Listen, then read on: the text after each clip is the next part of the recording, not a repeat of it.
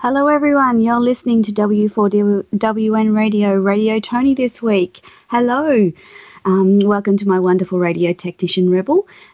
It's been a really busy this week. My son's recently graduated from his doctorate in physiotherapy and is just about to take his first job overseas in New Zealand. So that's meant packing up his life here and storing his furniture and moving internationally.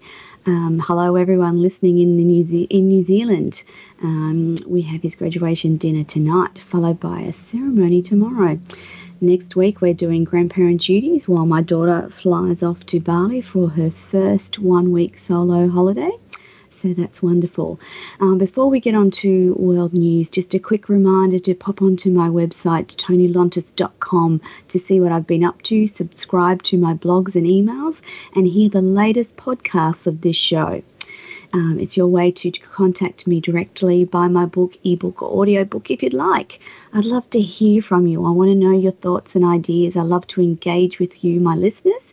You can follow me on all my social media, Facebook, Instagram, LinkedIn, and Twitter, or drop me an email, Toni Lontis Author, ToniLontisAuthor @gmail.com.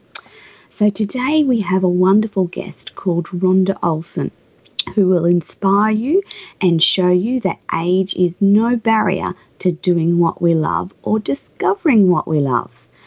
In world news today, according to news.com, in India, hundreds of Indian villages have been evacuated as a historic drought forces families to abandon their homes in search of water.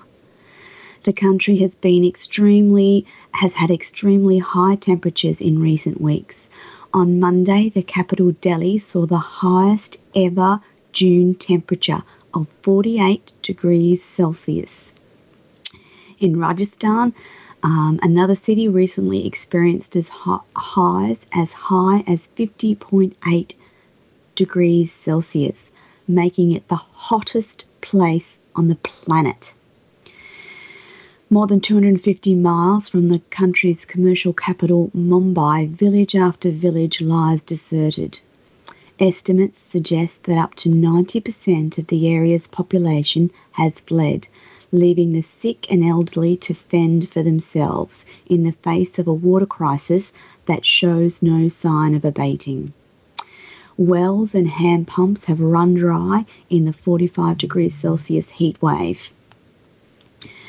The drought has been much worse than the 1972 famine, which affected 25 million people across the state. The current drought began in early December, and by the end of May, certain towns have been deserted completely. 80% of districts surrounding the rural areas have been hit so hardly by drought that crop failure has ensured. 8 million farmers across 2 states have been struggling to survive. More than 6,000 tankers supply water to villages and hamlets in Maharaja daily as conflict brews between the two main drought-affected states over common water resources. Over to Asia, where Hong Kong residents have taken to the streets to protest against an extradition treaty with mainland China. 1 in 7 Hong Kongers have taken part in a series of peaceful, organised marches since Sunday, with school and university walkouts and hundreds of businesses closing. Police officers have begun dispelling tens of thousands of protesters with tear gas and rubber bullets. Hong Kong has enjoyed civil liberties like protest, freedom of speech, and dissident movements that are heavily restricted in China. The controversial bill, which would see anyone in Hong Kong soil able to be extradited to mainland China, has sparked anger in recent months. Hong Kong residents realise that this is less about bringing suspected criminals to justice in China and more about symbolically expressing their opposition to Beijing's government, who are steadily increasing political control and who believe that their future civil liberties are likely to stop.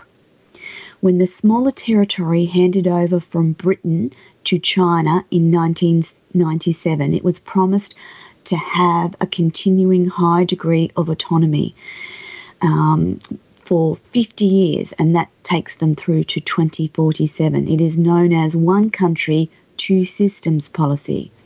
Beijing continues to make attempts to chip away at Hong Kong's freedoms. The Chinese government drafted a law to criminalise disrespect for the Chinese national anthem. There have been instances in Hong Kong citizens disappearing into mainland custody abruptly. This is a sad state for Hong Kong, who has enjoyed these freedoms for centuries. Over to Japan, where cases of child sexual abuse are through the roof. So too are cases of children being coerced into sending nude photographs of themselves to older men. The numbers in both categories are staggering, but the sexualization and exploitation of children and teens in Japan is nothing new. It's ingrained in popular culture. In most Japanese cities, men wanting to access child pornography can find it easily. It's only become a crime to possess child pornography as recently as 2014. But while it's still legal, that's most troubling. There are 300 cafes around the country where adult men can pay to spend time with underage girls. Consensual incest between adults is still legal in Japan. All of this is troubling news indeed. To America, where Donald Trump has announced that White House Press Secretary Sarah Sanders will leave her role at the end of the month. In tweets, the president praised his outgoing press secretary and said he hopes that she runs for the governor's mansion when she returns home. In Robert Mueller's report, Sanders was found to have made misleading statements about Mr. Trump's reasons for firing then FBI Director James Comey. Over to Syria, where we read about an interesting case of a mother of naturally conceived quadruplets. The little girls, Farah, Atta, Sakwa, and their brother Abdullah, were rarely naturally conceived quadruplets, and they were born on the 31st of December in a tiny city destroyed by the 8-year Syrian war. The babies live in a single room with their mother, Ali, and their older sister, Mara, 18 months old. Mara's twin sister has already passed away. Ali, 33, their mother, has no home of her own, no money, and no chance of earning an income at all. They live in a room with no heating, no furniture, and no running water. Outside, the streets are in complete ruins. Houses are reduced to rubble by bombs and airstrikes. Rubbish piles up everywhere on the street. It's no place to raise a family. But that's what their mother Ali is doing, day by day. Ali's house is among those that were reduced to a pile of stones. It was taken over by Islamic State when she and her husband fled to the countryside, and eventually the Syrian army finally gained control of her small city. She survives now thanks to the goodwill of her brother and sister-in-law, who make repairs to their home in the ruined city. Her brother and sister-in-law have moved the family into one room so that Ali could have the second room in their tiny house. The Syrian Arab Red Crescent gives her medicine and baby formula once a month. The donations are literally life-saving for her and her hungry babies. Due to Ali's anxiety and stress, it means she has no milk of her own. The Syrian humanity crisis has impacted over 11 million people who have fled their homes during the 8 years of war. So over to my guest this week, Ronda Olsen. Rhonda works with people who have difficulty expressing their needs, wants, desires and feelings. Rhonda recognises that people fear expressing themselves because they think that there will be negative consequences. People need to fully express their true nature to be loved, appreciated and accepted for who they are in every respect. For the past 30 years, Rhonda has immersed herself in the practice called Feldenkrais Method. It involves pathways between the brain and body to help us move more freely through life, not just in the physical sense, but also emotionally and socially. Rhonda's personal experiences and training in this method, Bones for Life, body psychotherapy and other modalities have allowed her to reach a point today where she feels confident and strong in her own life and in helping people create meaningful turning points and breakthroughs in their life.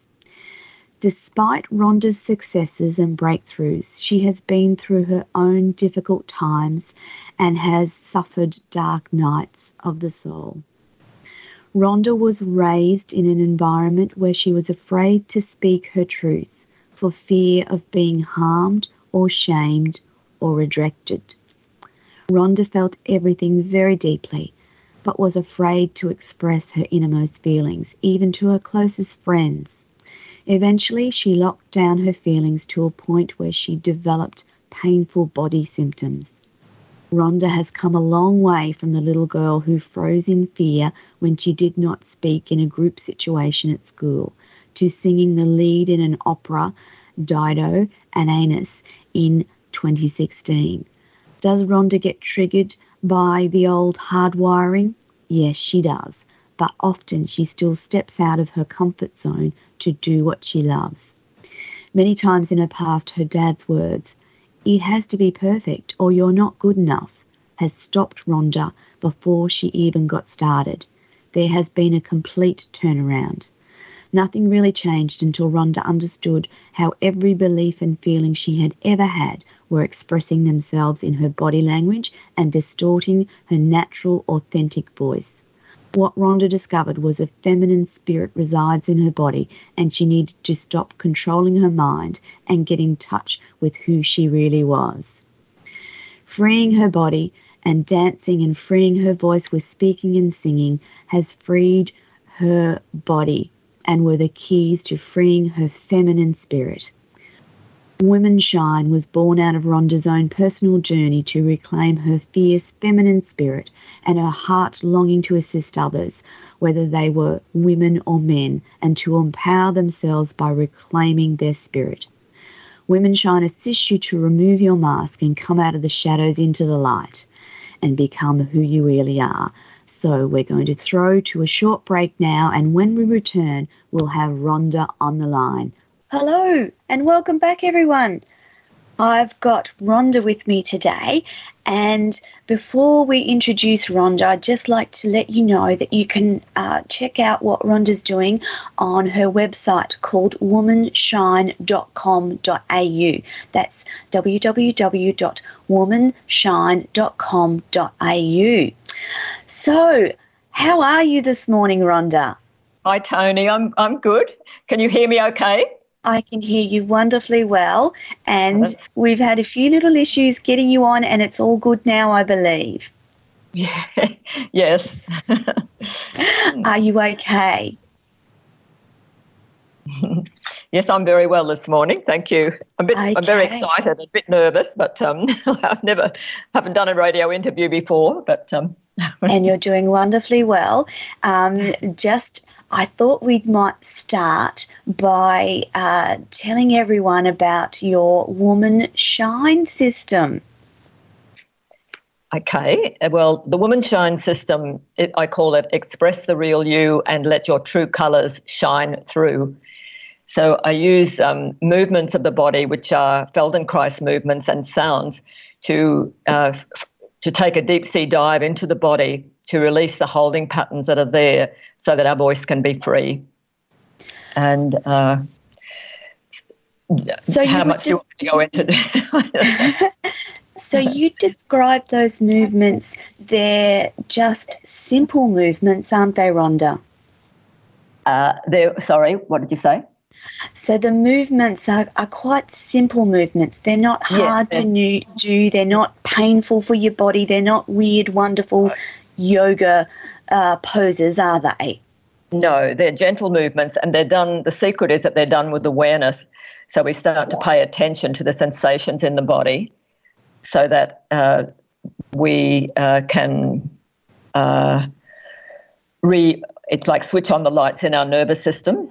Yeah, like things happen to us, like we might have it's a little bit like, rather than your deep breathing exercises where you think about the breath that you breathe in and think about the air entering your lungs, what you're talking about is a bodily movement. Can you give our listeners an example of just one of those movements? Yes. So one place that I find where women in particular are blocked with their voice, the voice will come just from the throat, like they might sing, they might speak like up here, just like a very light little voice in the throat. But our voice actually comes from our belly, our lower belly, and the lower belly is the place where we store our feelings. And if we've learned to block our feelings, then we'll tighten in the lower belly. So a lovely little movement just to free the lower belly is, just as you're sitting, just rock your pelvis forward and back. Yeah. And as the pelvis rocks forward, take a breath into your belly. Okay. So that's like quite a simple, gentle movement, isn't it, Rhonda? Yes, it's a very gentle movement. And it's done with awareness of how, like, as you're sitting there are little bones that you sit on, and can you feel yourself rocking over those bones? Can you sense what happens in the rest of your body as you move your pelvis? Yeah. And do you do that movement while you're standing or while you're sitting? Sometimes we start with them lying down, because when we're sitting and standing, we go back into our habits. It's not easy to change our old patterns when we're sitting and standing. So we'll often do them in a lying position to start with. Yes. And then the once the body's lying down, it feels safe and it can let go a lot of the holding that happens in normal life. So Okay. So I actually want to start at the beginning of your life, and I'd like you to tell our listeners about your childhood, Rhonda. Well, I was brought up just after the war with fairly disturbed, dysfunctional parents who'd been through the war, and so I kind of think of myself as this little, like, bright little seed, like planted in the soil, wasn't very nurturing and nourished. And so I learnt very young to close down. And my mother was an alcoholic and had lots of physical problems as well. And so the combination of the painkillers and the alcohol really sent her crazy. And so I lived in a lot of fear. And how old were you during that time, Rhonda? I think that would happen from my birth, really. And so I learnt very young what I needed to do to keep safe was to build a wall around, a protection around myself, to protect me. Yes. And that kind of worked while I was young. Yeah. I became a fairly high achiever. I had a strong mind and did well at school. Yeah. Then when I grew up and got married, I had several marriage breakdowns. Yeah. I had accidents and injuries, which kind of undid this mantle of protection that I'd put around myself. The shell broke open, and I was forced to face a deeper part of myself that I had hidden away. And that's what led me to do the work that I do. I became interested in Feldenkrais through I had a bad car accident when I was 21 and got hit by a truck and had head injuries, and years later had very bad headaches and had lots of various treatments that did help for a while. But as soon as I got stressed, those patterns would come back and I'd get the pain again. And it wasn't until I learned about Feldenkrais that I discovered that whenever I got stressed, what happened, my body would would kind of like the red light would go on, and my body would revert back into a pattern of holding from that injury. And so with the Feldenkrais, I learned to become aware of what I did. For example, I would tilt my head to the side and raise my left shoulder and grit my teeth and tighten my fist. And so I learned to be able to identify, when I got stressed, those patterns, and then I could kind of, with just the awareness and attention, it's not trying to fix anything. I think it's just something magic happens when you just become aware of what is, and so just lovingly, That little movement that you described with your tilting your head, tensing your shoulder, and gritting your teeth, that's directly attributed to, I guess perhaps you could call it an unconscious habit you developed during childhood? Yes, and that's what happens, and we're not aware of that, and it locks us in a box. So we live our lives functioning okay, but not really. And I think, especially in this time for women, we're being called to, our spirits calling us to rise up and express who we really are. Absolutely. I absolutely feel that many women are being called to step into what they're supposed to be doing, thinking and saying. I feel that very strongly, Rhonda. Just back to your childhood, did your dad go to war? Sorry, did my dad? Sorry? I couldn't hear you. Did my dad what? Did your dad go to war? Was he a returned serviceman? Yes, he was. And he had been married before, and when he came back, he lost two children, like at a very young age. Yes. And then his marriage broke up, and that's when he met my mother. But he was still legally married to her. And when I was born, my mother, I don't know what happened, but she left my father in Tasmania, which is a little island at the bottom of Australia. And then left me with my grandmother. This is at 3 months old, and went up to Brisbane to try and make earn a living. And so my foundation wasn't very unsteady. It wasn't the nurturing, loving, caring, supportive, safe environment. And so I did, like unconsciously created a shell around me to protect me. And in my life, when I go and do anything new, it's always the foundations that seem to get rocked. Like I'll often create some sabotage myself in some way just when I'm about to succeed doing something. I learned to sing when I was really sing when I was 67. I'd just broken up a relationship, and I went to a little country town called Mullaney, and had this wonderful teacher, Kim Kirkman, who taught me how to sing opera. And at 67. At 67, yes. And I learned to just 2 days before I was going to sing the lead in this opera, Dido and Aeneas. And 2 days before that, I sprained my ankle, and fortunately, I had my Feldenkrais training and knew what to do to bring myself back so that I could sing. And I ended up getting on the stage. I had boots on, but I still was able to sing. But it's just that, like the terror of the child, like going into something new, stepping into unknown territory. Self-sabotage. Yes, it was the foundations that were the part in me that needed to be constantly laid. And many times in my life, like when my son was born, I think, again, 2 days before his birth, I put my foot in a hole and sprained my ankle. So kind of these little sabotage things happen, and to stop me in my tracks. Yeah. So there's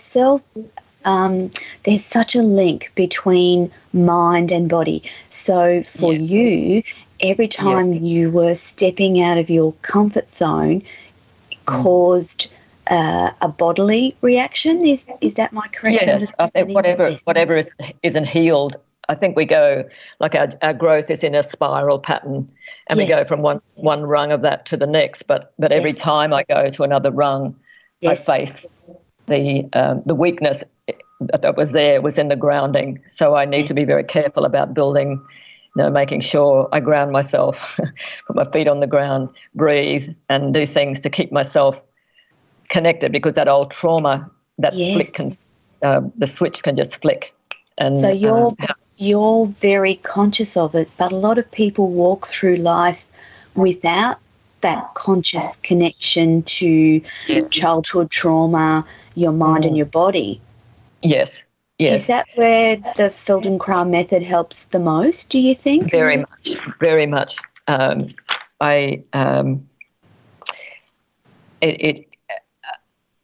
Feldenkrais Method offers a wonderful way of it.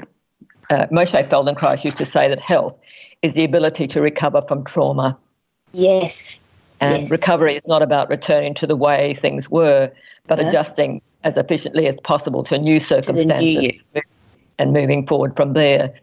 And then once that trauma, some of that is released, then what opens up is the ability to create, to fulfill our avowed and unavowed dreams.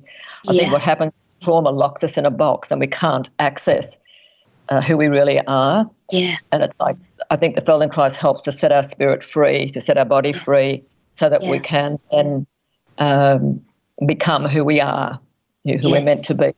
Yeah. And certainly at this time on our planet, there's a lot of traumatized people.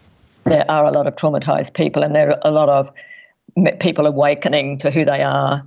Yes. So that, and like our world is evolving to hopefully create a better world, and hopefully for the feminine spirit to rise up and express itself in the world. And I think the voice is where the power of that expression comes. Yes. All these things happen to us in our body, and we're powerless really to while all that's locked in. And as we start to release that, we start to release our own power. And, I'm not sure that people readily recognise that trauma changes the way your brain functions, and unless you realise, recognise and work on that, you are, as you say, locked in a box. Yes, that's true. Yeah. So can you tell our listeners a bit more about, I know you discovered the Feldenkrais Method after an accident at 21, but can you tell our listeners a bit more about the actual method, what it involves, what sort of training you did, that sort of thing? Mm-hmm. Okay. So the Feldenkrais Method involves, there's two ways of having a session. You can go to a practitioner, like I've been practicing Feldenkrais for 30 years. Yeah. And hopefully my body is well enough aligned so that when I touch people, I can dance with them. My other passion, apart from singing, is dancing. And, if you dance with a dancer who's a really good dancer, it's easy to follow. And if you dance with somebody who's got two left feet, it's very difficult to dance easily yourself. So hopefully it's like dancing with someone. Yeah. And that because I know the dance, I can help that person feel safe enough to unravel those deep unconscious holding patterns that allow them to dance their dance as well. Yeah. So that's one aspect of it. And then the other aspect is that people can come to classes. And I teach a regular class once a week at a place called the Relaxation Centre of Queensland. Yes. But there are many classes all over the world. I saw somebody said, is it in the United States? And it definitely is. It's very, very well known in the United States, Feldenkrais. And I'll spell the method for our listeners. It's FELDENKRAIS method. That's FELDENKRAIS.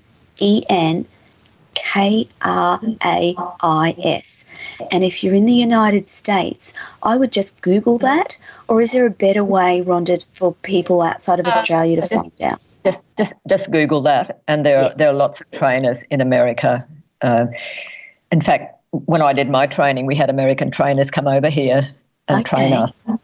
Yeah, but now we have our own Australian trainer with a wonderful lady, Julie Peck. Yes. And she's just written actually a new book called Moving from the Inside Out. Yeah. And it's a wonderful book to help people do exactly that, release the trauma from their past and live their unavowed dreams, live the potential, express that potential that's there. Yeah. Yeah. The method, was it, where was it developed, Rhonda, do you know? Sorry, what did you say? Where was the Feldenkrais Method developed? It was developed by the Feldenkrais name is named after a man, Moshe Feldenkrais. Yes. He was a Russian-born Jew. Okay. So there's some trauma for you. Yes. So he came through a lot of struggle and trauma in his own life, in his early life, the persecution of the Jews. In fact, he led a group of 50 students, young people at 14 years of age, from where he was living to a safer place because of persecution. And he became a judo master to, in self-defense to protect himself. So so he was a scientist. So he understood movement from the scientific, mathematical kind of how a body functions and things. Yeah. And he also understood it from the aesthetic practice of the martial arts. Yeah. And when he used to play soccer when he was young, and he eradicated the crucial ligaments in his knee. Yeah. And was told by doctors that if they operated in those days in the 1940s, he would have a stiff knee. Yes. And so he said thanks but no thanks, and he discovered he went and explored what he could do to himself. And one thing he found was that some days his knees hurt more than others, and he wondered why that was. And he found out that when he was stressed, that his knee was worse. And so he looked to see, well, what was he doing in his body when his knee got stressed? And he realised that he might have been holding his ribs tight or tightening his jaw, and that affected how his knee functioned. Yeah. And so his wife was a paediatrician, and he used to watch children moving, and thought, well, why do they, if we've got a brain that can learn all through life, how come children move with such ease and grace, and what on earth happens to us when we get older? How come we lose our functioning? And so his exploration was to go back and rewire his own brain with the movements that a baby does to roll, crawl, creep, and do all these little movements, so he could learn to function better himself. And he never had that operation on his knee, and he lived with like it. I don't think it ever healed, in terms of, because the crucial ligaments were eradicated, but he certainly learned to function around that injury. And I think that's what happens to us in our lives. We, things have happened to us. Like 15 years ago, I broke my collarbone in the surf. The bones have never united, but I learned to function well with and it's called a non-union clavicle. Yes. And I've learned to sing despite that. Kind of like we learn to do. To function optimally, even despite the difficulties. And I think probably because of the difficulties, we get it brings our awareness to ourselves. Yeah. Not how to do it. So one of our listeners going, so you're saying we forget how to do the things we learned when we get old? Yes. Well, we kind of do, sort of like if you sit at a computer all day and you're bent over the desk, your brain gets that pattern. So when you go to lift your arm up, to put your clothes on the line or to lift something above you, your body's forgotten how to do it with the ease and grace of a child. So like children move in all directions. They do. Mm-hmm. And but as we get older, we lock ourselves into certain movements and we get stuck in a groove. Yeah. And so and then forget how to move, and parts of ourselves just drop out imperceptibly. We don't realise that we can't do it, and suddenly one day we're bent over. We're at the computer and it pokes out, and our shoulders are bent over, and it hurts to lift our arm. I see so many people with frozen shoulders and problems because they just crouched over something all day and don't know how to put their shoulders back and whereas in countries where like in in Africa, for instance, the women carry these loads on their head, and their spine is lovely, tall, long. They're out in the fields all day doing things. They're not sitting at computers like we are. Yes. So, we do forget how to use ourselves. But the good news is that we can relearn how to use ourselves better. Yeah. So the founder of the method, one of our listeners wants to know, was he able to crawl on a bad knee? Yes. Yeah. Sorry, So I couldn't. One of our listeners says the founder, Feldenkrai, was he able to crawl on a bad knee? No, he couldn't crawl on a bad knee. Yes, yeah. Well, he learnt to crawl, did you say? Yeah, they want to know if he relearnt to crawl on a bad knee. See, the whole body is connected when you move. So he could actually crawl on a bad knee because so what happens when we get an injury? Often the whole body gets tight. Yes. And but because he knew how that connection was happening, how that the transmission of force went through his whole body, when he put weight on his knee, it acted as a shock absorber in a sense, and the weight was transferred through the rest of his spine. Yeah. I can remember years ago when I left my husband, I went down south to see my daughter, and I put my foot in a hole and broke a bone in my foot. Wow. I just happened to be going to a Feldenkrais training, and I was limping along, and the trainer said to me, if you can find a way of organising yourself directly over that foot so that your whole spine is supported and the transmission of force goes directly through the skeleton, it won't hurt. And I did that. I was just completely amazed. I wouldn't have believed it if somebody, so then I would explore, how do I walk, organising myself well through that foot, rather than trying to limp and protect the foot. And so we're kind of free the whole body to help that part that's not functioning so well. Yeah. So before we go to the break in the last couple of minutes, and when we come back after the break, we're going to talk about women's shine and a few other things. What sort of results have you seen in people you've treated with the Feldenkrai Method? Oh, I've probably worked with thousands of people over the last 30 years.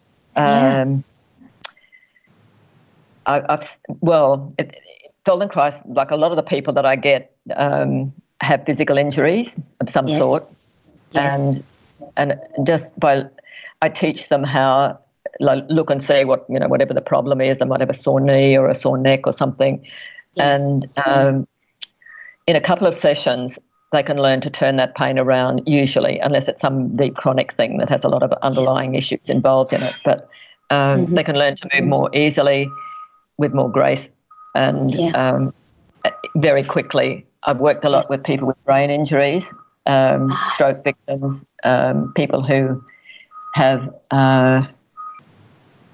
cerebral palsy, epilepsy, whatever. And have you seen results in those people too? Yes. I've got a wonderful client. He's in his 60s now, and I've worked with him since I was a beginning practitioner 30 years. I don't see him so often now, but he's a very well-functioning, he works in a solicitor's office. And I remember one time he came to see me, and he was going to, he's quite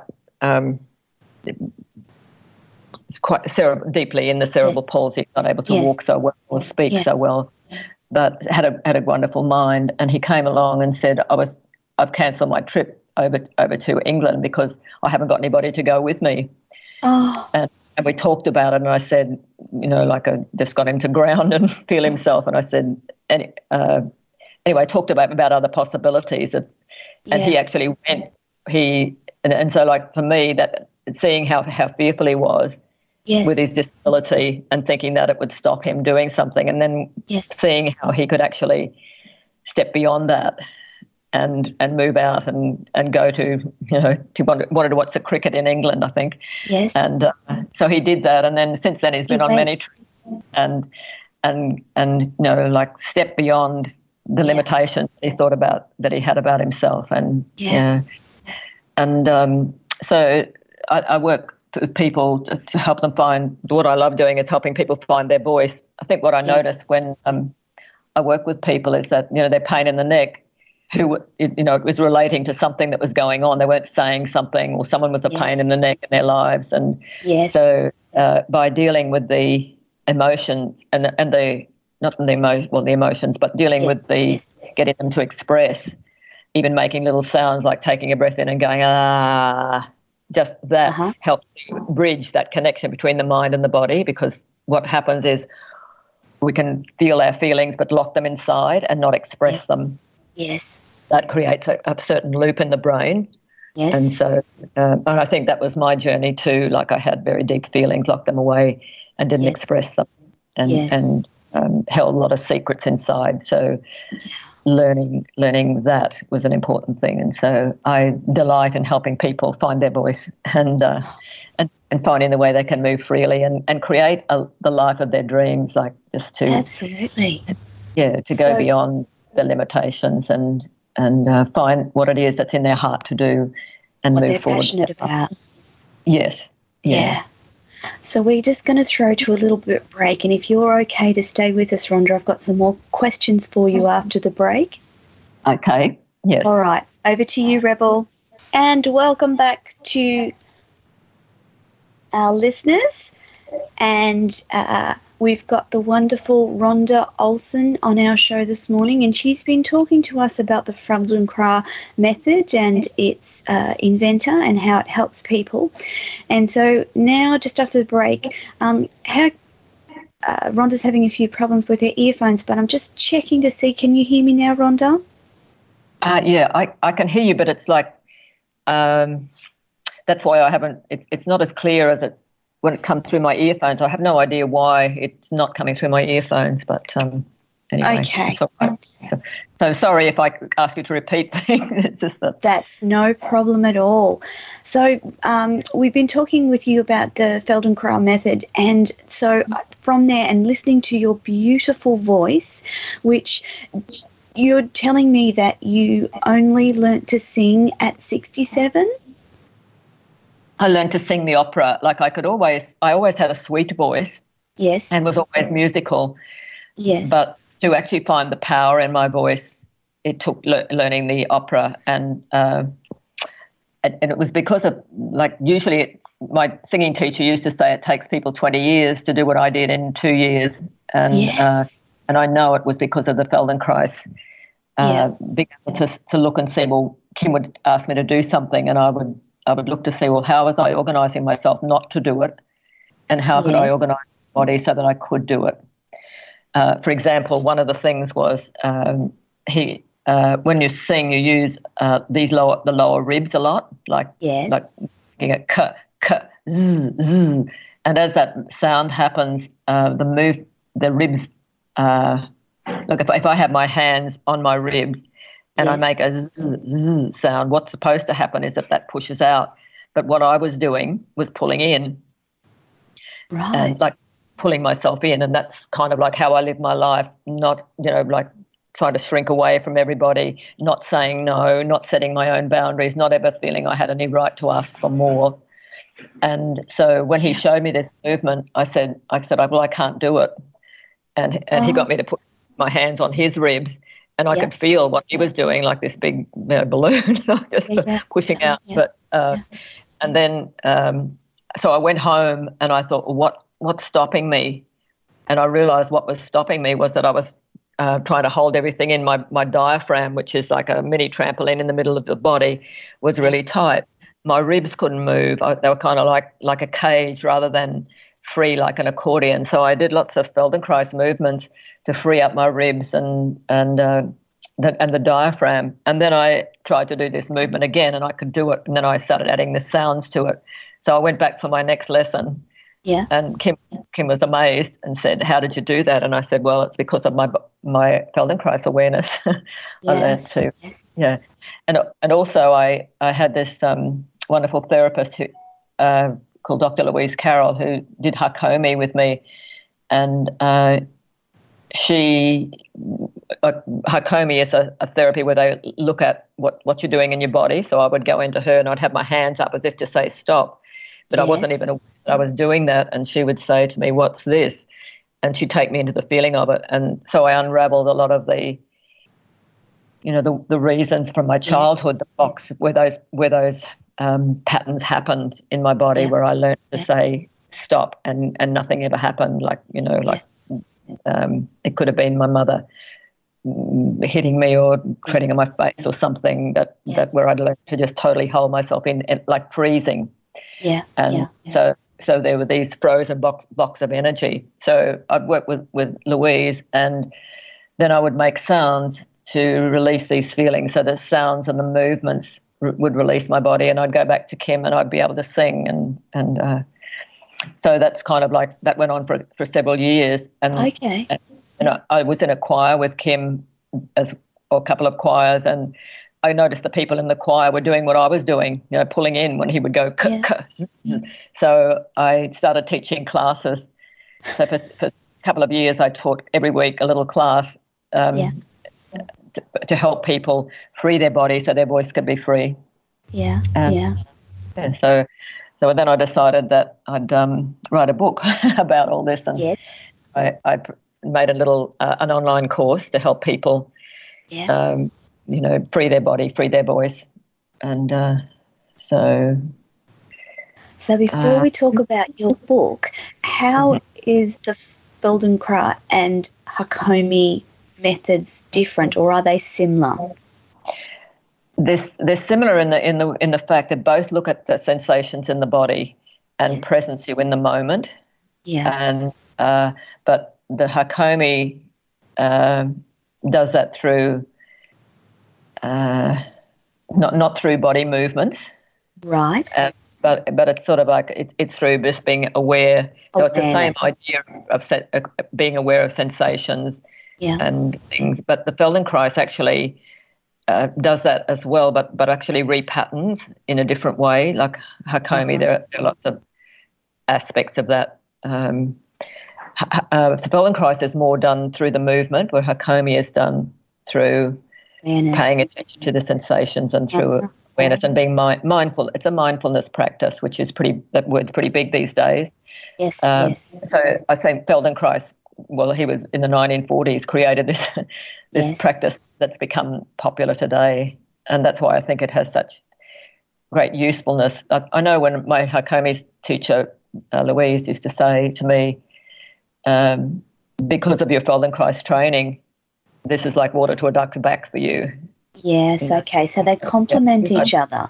Yes, they complement each other very much. Yeah. Okay. And and the training of becoming aware of sensations, coming into the moment. Like many of us live out of our bodies. We're not really there. We're not really present. We've built a mask, and we think that's who we are, but that's not really who we are. And Yeah. So tell me about your website, Women Shine. My website. Okay. So, my website just has on it, there are lots of Yes. I say what Women Shine is. I talk about the online training that I do. Anyone around the world can go onto your website and do a little course? Yes, they can. Yes, yeah. And I do, there's an online course that people can have access. There's 45 little videos in it. I take people through what I call building the rainbow bridge. Yes. And start with how do we ground ourselves. So that's a red bridge. And so I show ways that we unground ourselves and then ways that we can ground ourselves. And then I have little songs that relate to each I call them colours, like each building block. So the first one is called Standing on Your Own 2 Feet. Yeah. And showing people how important that grounding is, and that laying a firm foundation, unless that is there, there's the body's not going to let go of anything. It's like, when I see people with, say, sore shoulders, I'll go to their feet first, because you need that. The pelvis needs to be well organised. The foundation of support needs to come from the base. It's like any building. If the base isn't stable, then the top's going to crumble at some stage. So, so the first module is about building that foundation of support.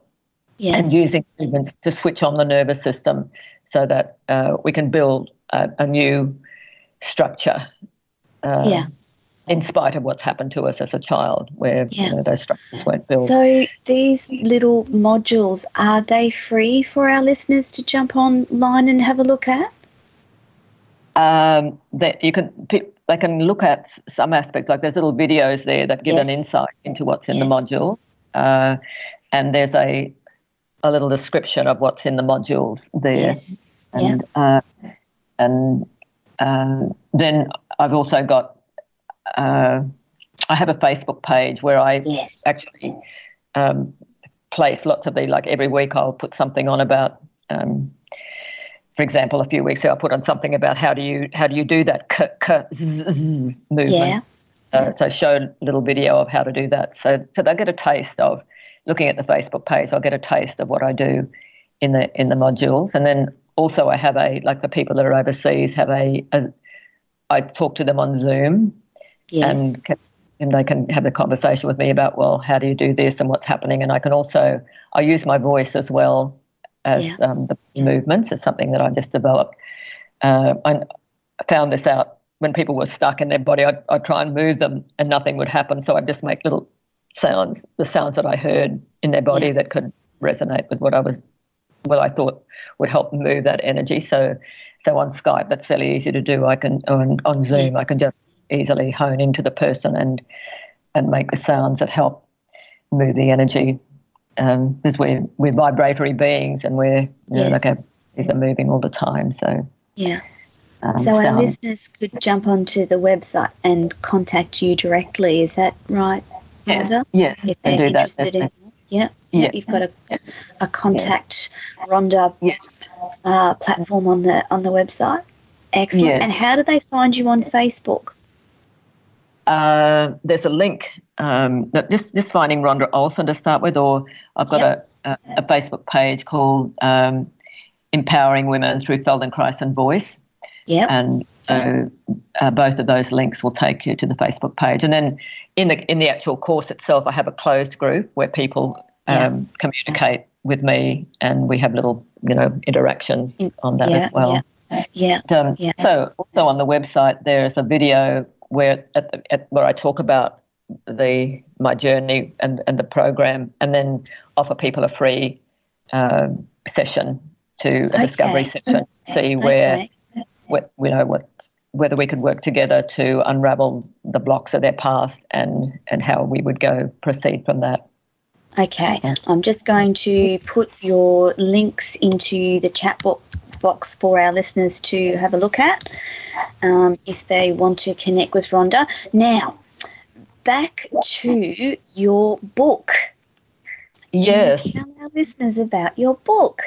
Yes, I'm so excited. I launched this a few weeks ago at the Relaxation Centre, and I had about 40 people come along. I was so excited. I actually sold out the first edition of the book. So, so it was kind of like people said to me afterwards, well, it was like a show rather than a book launch, because what I did was I told the story of my journey and sang the songs and did some little movements and things, and so it was kind of entertaining, I suppose, for people as well as.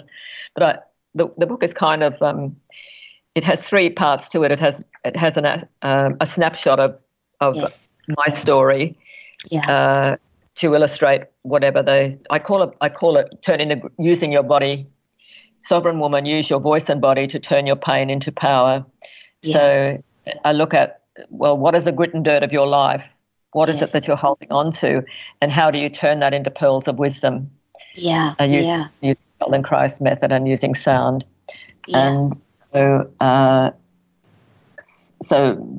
each chapter has that little snapshot of the story, and then little tips, exercises that they can do for themselves, Feldenkrais movements and things to rewire their brain, so that and then a little song. So the whole book goes through that, and then at the end of the book, I talk about, well, what's next for you, kind of like what I think is once we have shine all those colours, and build all those building blocks, we can walk across the rainbow bridge and claim our sovereignty.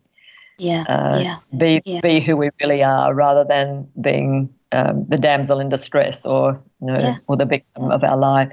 We can be the diva or the sovereign of our lives, and then when we discover how we can do that, like for me it was singing, and now it's writing the book, and then in the last chapter I called it Leave Your Legacy. What do we contribute? What is it that we can leave for our family, our friends, and the world, from what we've learned? And so I had my publisher from a place called MJL Publications, and I did this little course with her, and she talked about we've all got a message, we've all got something of value, things that we've learned from life, and even if only one person reads the book, it's worth speaking that message. Just touches one person. So I wrote the book to I think it was to make meaning of what had happened to me in my life, and also to share that with others and help other people shine their own light, really, and express who they really are, to make the world a better place. Yeah, that help making the world a better place. Where can our listeners get your book, Rhonda? They can find it on the website. And so you can just click and buy it there, or they can just email me, and I can, if they're close by, I can send them. I can do it that way, like my email address is womanshine@gmail.com. Yeah. And or just go to the website. Earlier. Yeah. I will put it up again. So it's womanshine at gmail.com. gmail.com. Put that on the chat box now for our listeners listening. So I also understand that you do some workshops. Can you tell us about some of your workshops, Rhonda? Yes, I just did a workshop recently at my book launch. My singing teacher and I did a workshop called Joyful Creation, Claim Sovereignty, Turn Your Pain into Power. And it was a wonderful workshop. And when I was in Mullaney, we used to do these every so often. We did about 6 or 7 of them. And I would do the movements to free the body, and Kim would do the movements to free the voice, and then we create songs together and sing. So it was a wonderful, joyful time. So this workshop, we had about 30 people came along, and there's a little video of it. It's on a YouTube link about just showing little snapshots of that people could have a look at. And that's on my website as well. And so it was just I think there's when two people come together in a heart space, I think Kim is a master of what he does, and I hope that I'm mastering what I'm doing with Feldenkrais, and you come together and a synergy happens, and something greater than the sum of the parts emerges. And so yes. So with your book writing, your workshops, your website, what else do you find time to do, Rhonda? Well, I sing and I dance. I belong to a choir called the Cupid Choir. Yes.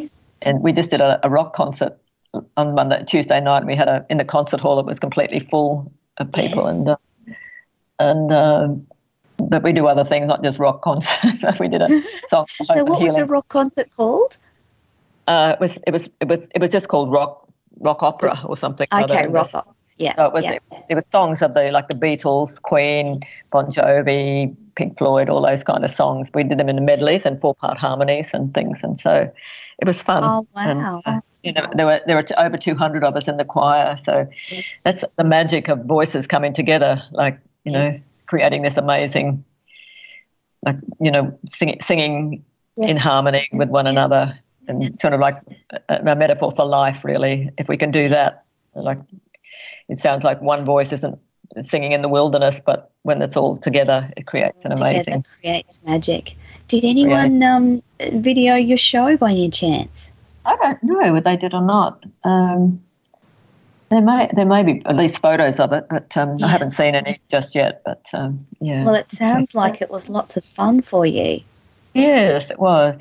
A few months ago, we did that Songs for Hope, a concert called Songs for Hope and Healing, and that was just after the awful thing happened in New Zealand.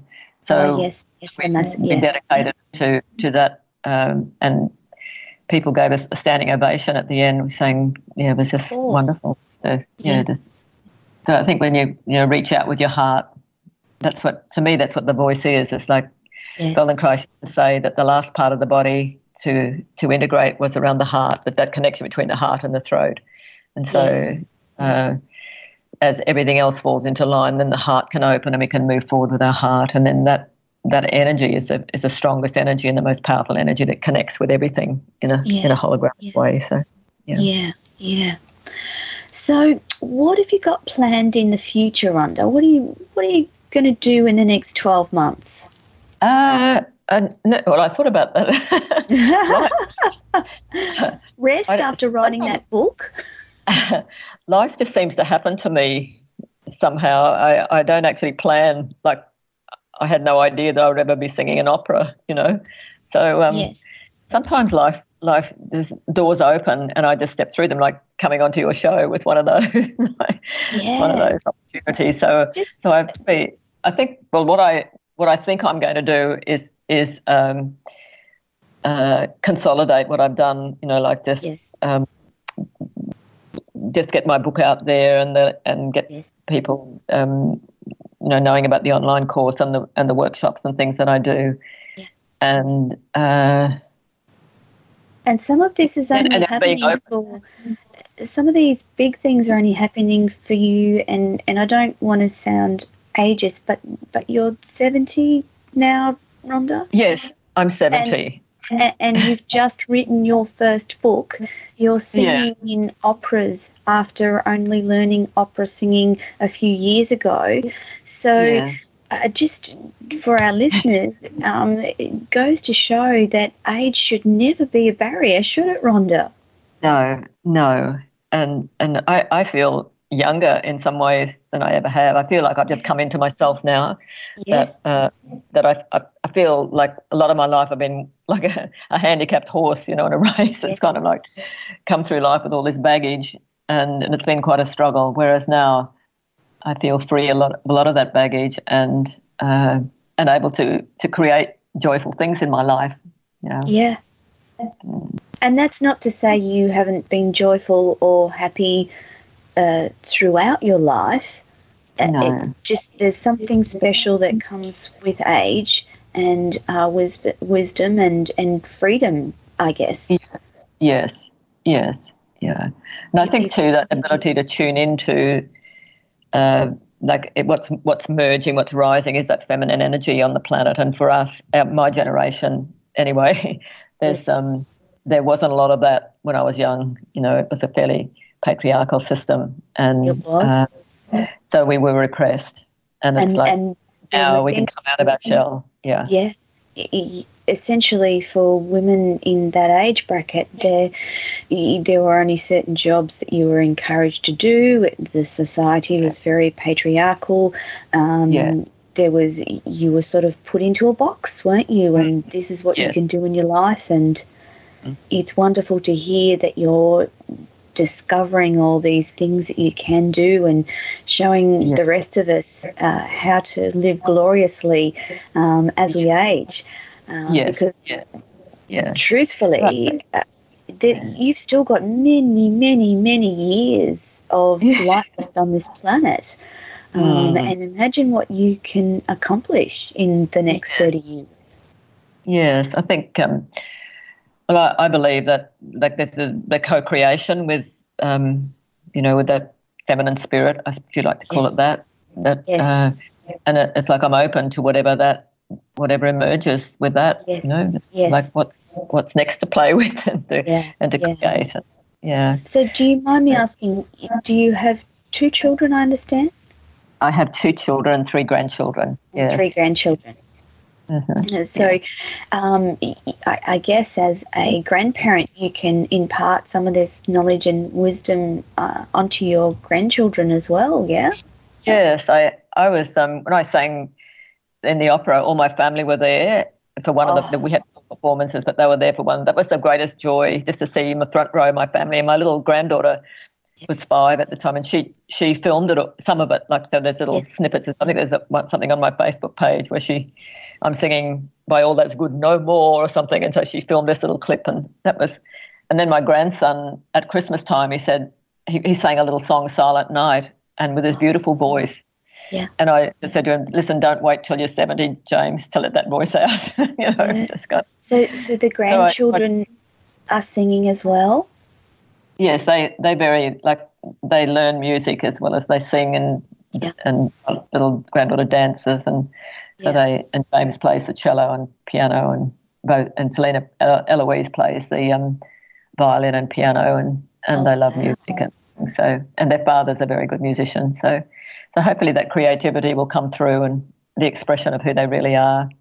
I think to the school system, I became a high school teacher in my first life, and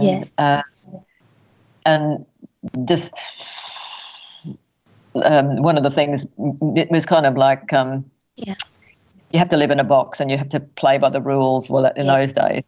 And that's one of the reasons I got out of teaching. And Moshe Feldenkrais says we're not really taught to think for ourselves.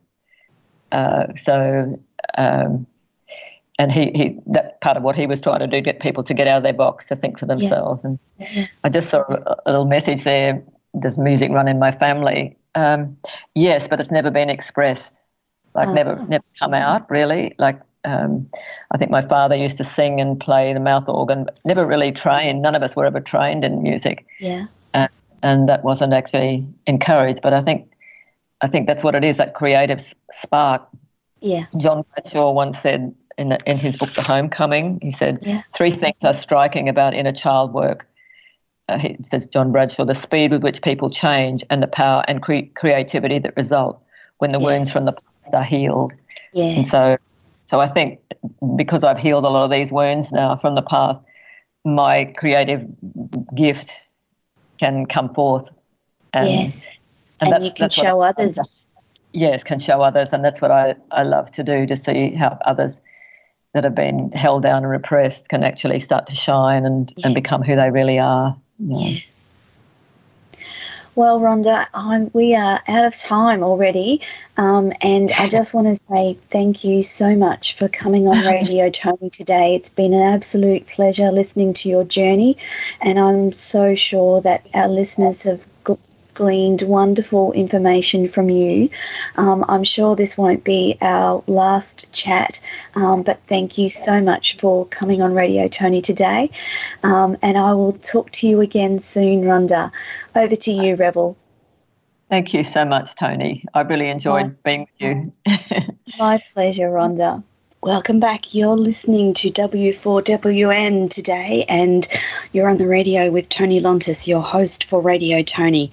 This morning we've had the pleasure of talking to the wonderful Ronda Olsen about her journey, and I've left her contact details in the chat messages at W4WN.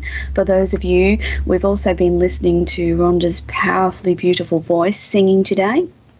Again, I've left her email address in the chat box if you want to get in contact with Rhonda. So in our next segment, I thought I'd do something a little bit new. So at the beginning of the show, I bring you world news. And for the next part of the show, I thought I'd tell you some good news happening across the world.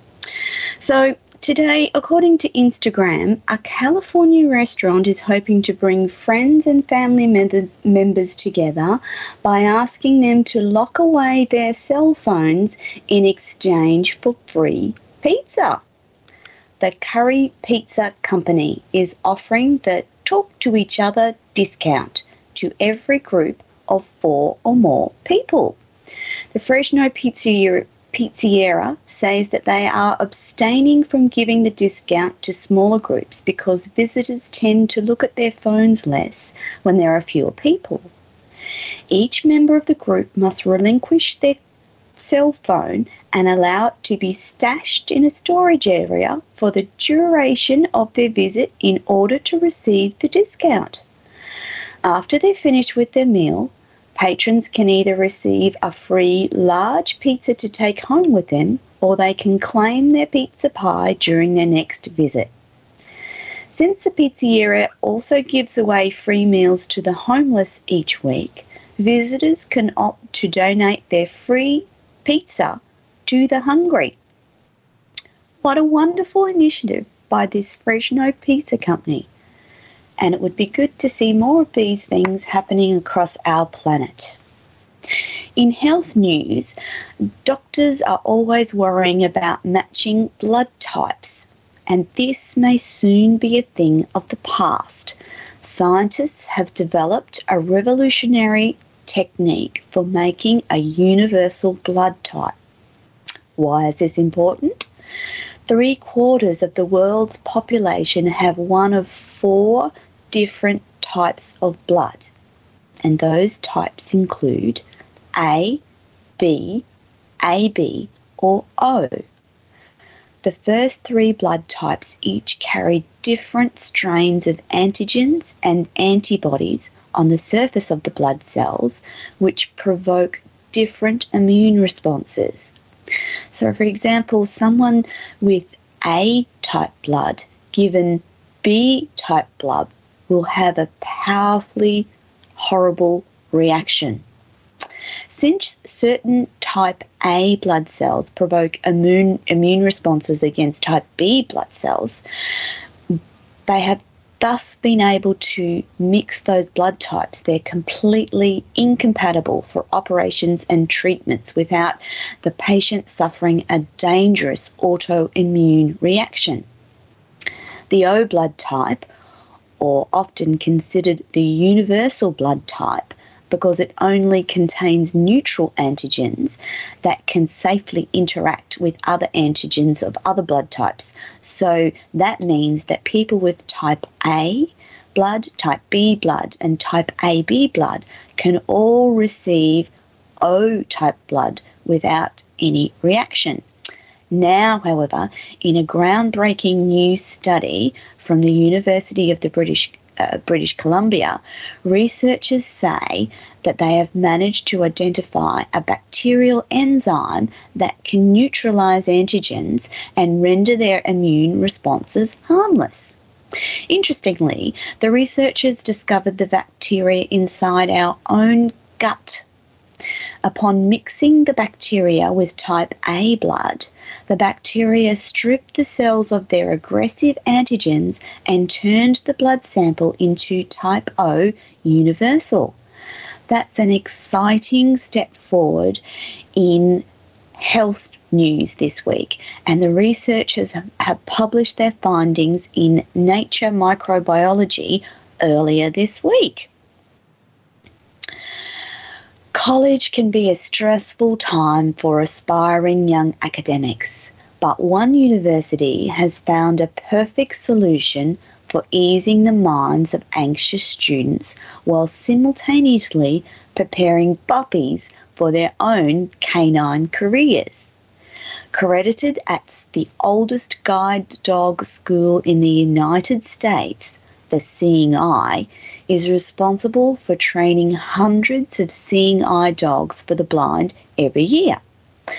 Prior to graduating from the famed Canine Academy, however, the young German Shepherds, Retrievers and Labradors need to be properly trained and prepared for their future roles as guide dogs. That's where Rutgers University comes in. The New Jersey school is just one of 2 colleges in the nation, University of Delaware is the other university participating, that pairs these guide dogs in training with college students. The Rutgers University Seeing Eye Puppy Raising Club, RUSEPRC, typically hosts 10 to 25 student raisers who take on the main responsibility of fostering the puppy while it goes through its preliminary stages of training.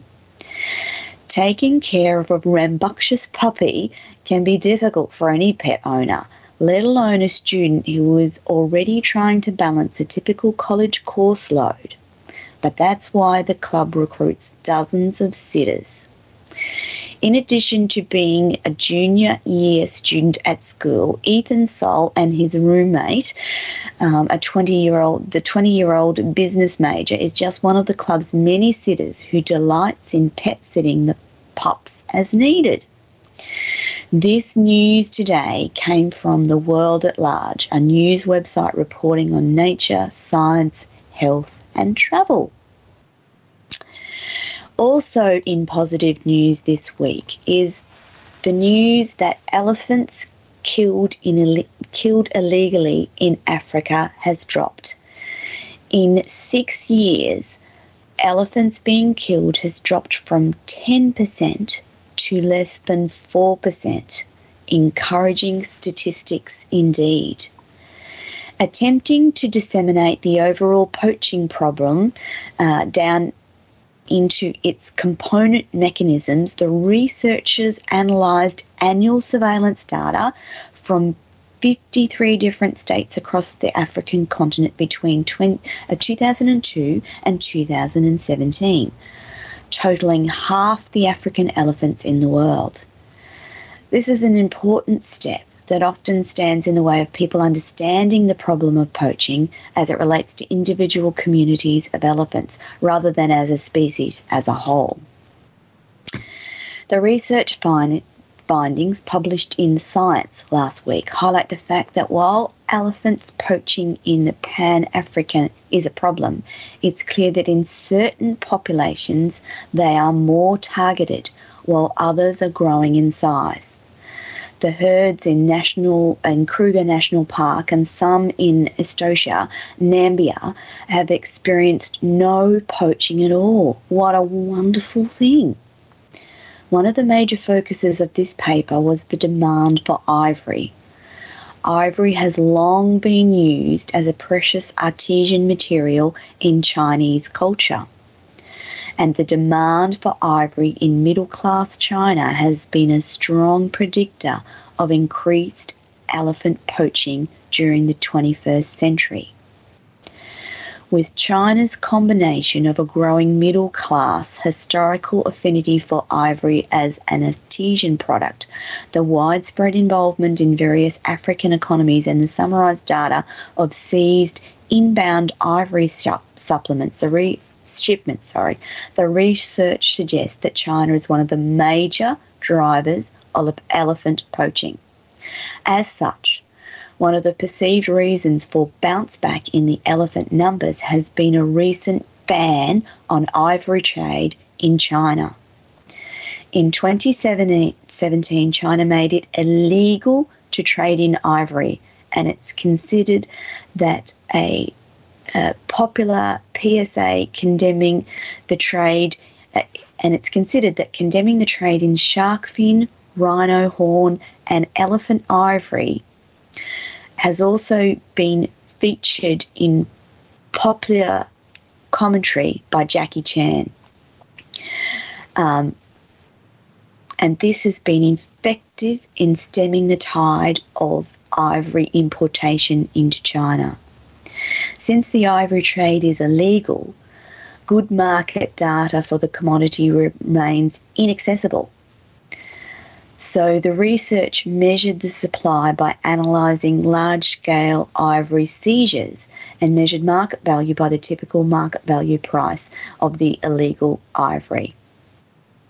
And they've now established that ivory import rates are nearing historical lows, and the distribution of poaching across the countries means that they have the ability to control supply.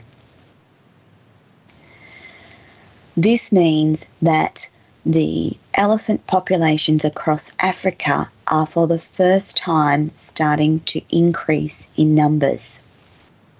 Again, across to China, giant pandas will soon have a gigantic new nature reserve to call their own and thus ensure the future of their species. The Chinese government is preparing to designate a massive swathe of wilderness as a giant panda nature reserve. The park is set to span 10,000 476 square miles, which is almost 3 times the size of Yellowstone National Park. Plans for the park have been set to be finalised in fall, and the park has already secured $1.5 billion in funding from the state-owned Bank of China. Officials estimate that the park will be under construction until 2023. Once finalised, the reserve is also expected to boost local economies and help alleviate poverty for 170,000 people living within the designated territory. According to Associated Press, collectively the park will connect 67 different nature reserves and protected areas in the Sichuan province. The region is already home to 80% of the wild pandas and a variety of other endangered species. This is much to the relief of conservationists, as the giant panda has been reclassified from endangered to threatened in 2016. The giant panda populations have steadily been increasing since their numbers dwindled to dangerous levels in the 1980s. Experts now say the creation of the giant panda nature reserve will enable conservationists to keep a close eye on the species and prevent additional harm from coming to the pandas, especially from climate change.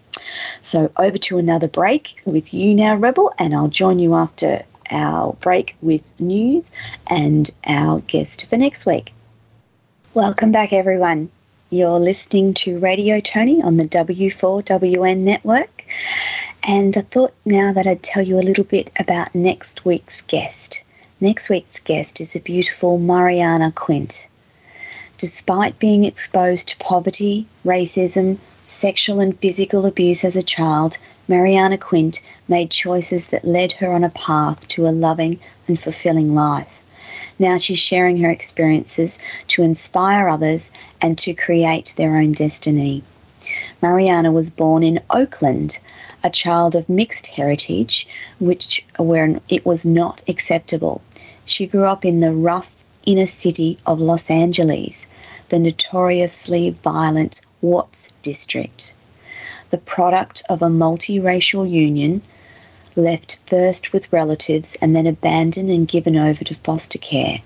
Her life was struggle at best and a tragedy at worst, suffering from emotional, physical and sexual abuse. She was born with heart and energy of all of her ancestors, and her story became not one of poverty, crime and loss, but one of victory, joy and abundance. Life may give you a rough beginning, but by making good choices, you create any life we choose. We must never give up, always focusing on a better choice. Mariana's path to love started at an early age when she observed that the world she grew up in that dark place, an unwanted child, surrounded by poverty and abuse of all kinds, she heard the voice of love call, and in that listening was able to bring into her life loving experiences that brought her into a magical existence of love. Her life and awareness of healing came while working at City of Hope in 1979. During that time, she learned about healing with vitamins. She was so excited with this new knowledge that she was receiving that she decided that she could, once she knew better, she could do better. From that journey of being a mother, seeking to heal her daughter, her spiritual journey began, first with vitamins, then with herbs, finding with the learning and healing energy, and then in 1979 she discovered healing and numerology and continued to grow in knowledge and gifts. She was soon after introduced and observed to be a healer. She knew she was a healer and started healing people at every opportunity. In 1986, her spiritual growth grew to the form of a stronger intuition called crystal healing, channeling, and spiritual healing and channeling. She began working with others, either through counsel, numerology, or just in conversation.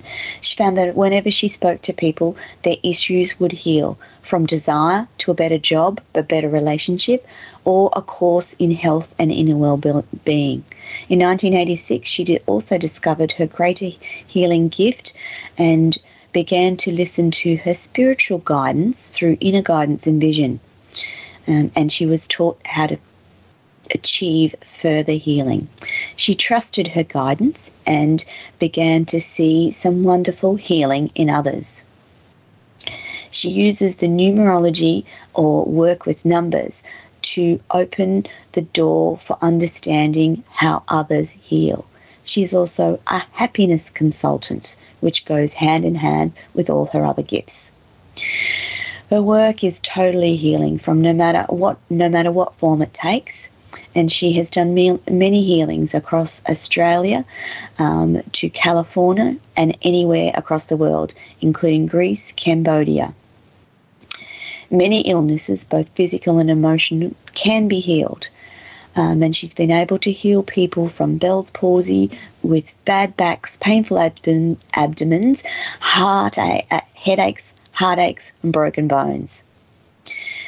She believes that you should be living a life fully healed, fully loved, and she teaches courses on loving, living and healing across Hawaii, California, Oregon, Arizona, England, Greece, Germany, Fiji, Australia, Cambodia, Taiwan, Bali, Sri Lanka and Thailand. And she brings a message of hope and love to everyone. She lives in Queensland, Australia now.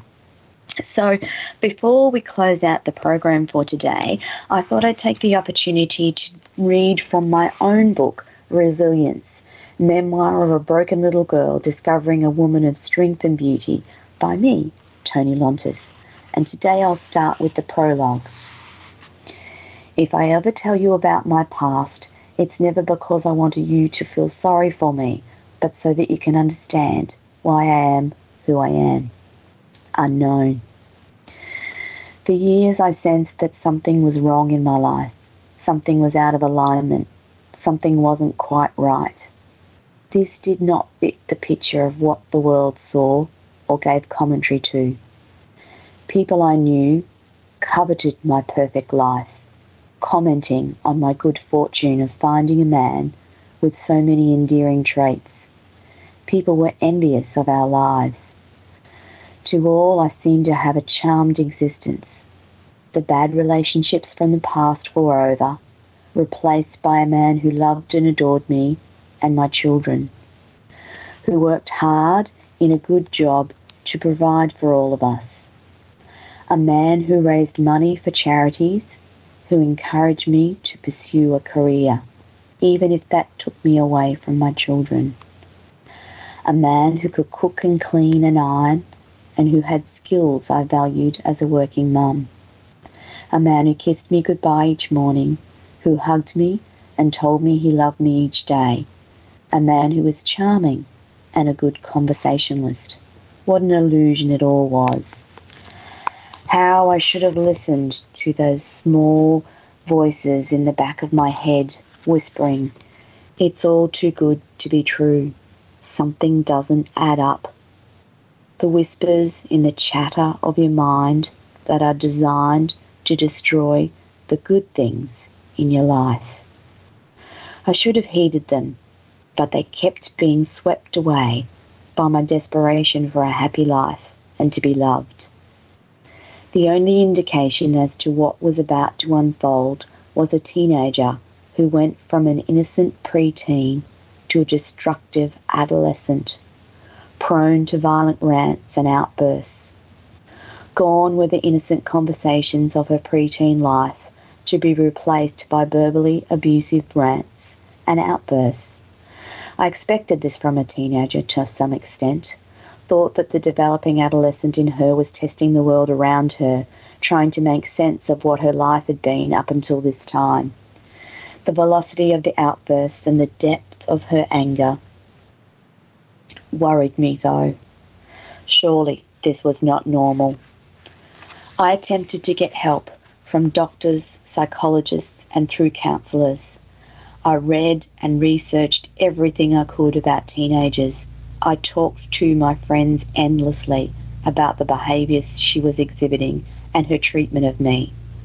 Her hatred, her disgust of me, and her belittling remarks chipped away at my confidence as a mother. I blamed myself for not being able to maintain a balanced relationship with my daughter. I thought that I was a bad mother. It never occurred to me that the issue was not the relationship between us, but the evil that had entered our lives undetected some years earlier. Like a cobra, an evil was envenomating my precious only daughter, doing unspeakable harm. This cobra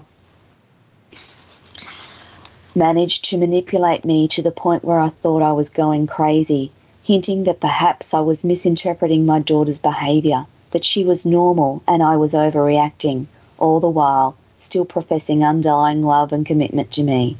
The confusion of his words took the focus from my daughter and placed it squarely at my feet and had me questioning my right to be a mother at all.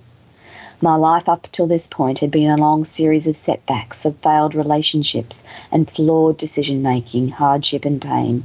In many ways, I had dealt with life as best I could, always searching out ways to succeed instead of fail, trying to right the wrongs and striving to make good of the bad. Up to that point, I was still dealing with the cards I'd been dealt, and I was a people pleaser. I wish I'd known that this trait of vulnerability would create a vulnerability that would enable a perpetrator to slip quietly into my life, but worse still, my daughter's life. Now I understand how these evil masters of lies and deception work, and I want others to understand too, and to be compelled to ask more questions. So much of what happened to me in my life has been inexplicable. I've suffered hurt, shame, anxiety, depression, fear, and felt anger. So much anger. Now that I'm older and wiser, I can see why things happened and how things happened. I have an insight into not only my own behaviour, but the behaviour of others. This knowledge has brought me to a place of solace. During each of those turbulent times, it was hard to see past my own emotions, and it was only in more settled times that I gained this understanding. I'm not a psychologist. However, I have extensively studied psychology and researched endlessly the multitude of science-based articles and books available to familiarise myself with whatever I was feeling or going through at the time. Together with extensive therapy and counselling, it has combined in such a way to give me an understanding of my reactions, my decision-making, my own thoughts and patterns, and helped me to heal myself. I'm hoping that it will help to heal others who read this story. So just before I finish all this,